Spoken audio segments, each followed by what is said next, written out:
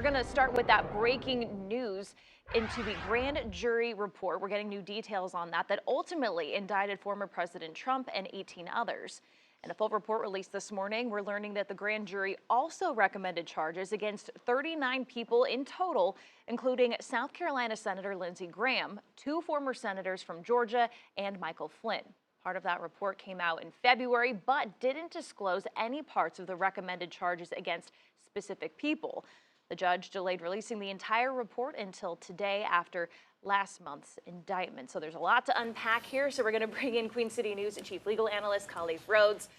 So people don't get confused here. These charges were recommended and then ultimately not brought.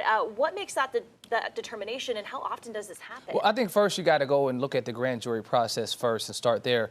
So the district attorney will present their case just like a mini trial to the grand jury, and they will present everything that they believe they have that can prove that this individual has committed a crime, or this number of individuals have committed a conspiracy to commit a crime. And so in this case, the grand jury then will make a recommendation to either have a bill of indictment saying we've indicted these individuals, or no bill.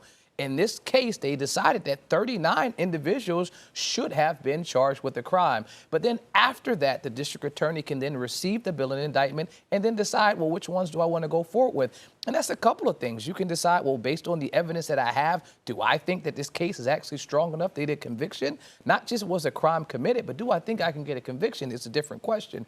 Also, the numbers. I mean, some of these folks, the Lindsey Graham one, only 7 individuals on the grand jury decided that they wanted to indict. And so that also could have played a part into D.A. Willis's determination as if I wanted to go forward with actually charging. But I think the other thing is, this is probably the political question. When you speak about Lindsey Graham and the other 2 former senators, do I want to bring a case against a former president, a current sitting senator, and 2 former senators? And I don't know if she thought about that, but it had to be in the back of her mind.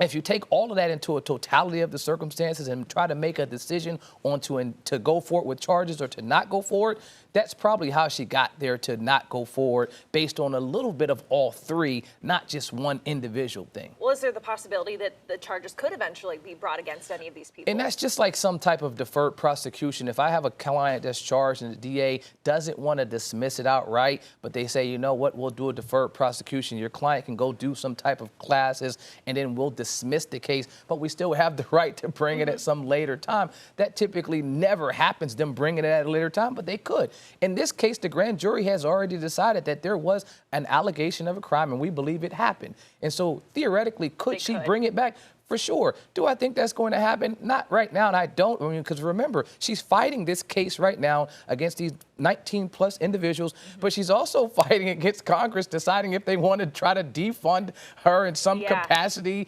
Her state is attempting to try to move her from office. So there's like 4 different fights happening all at the same time while she's trying to prosecute a person that held the highest office in the world. And so I don't think she's going to add another individual, but it doesn't seem like she's running from a fight either. So. Well, yeah, and as we heard earlier this week, lawyers think that they say it's only going to take 4 months for all this to go to trial, but in your experience, that's not going to happen. Not just my experience. The judge pushed back. The judge said, listen, I can see 8 months maybe as a realistic time frame. I mean, if you're talking about trying to impanel a jury and make a decision on what a trial even starts, like let alone finishes, it's not happening in 4 months. Not at all.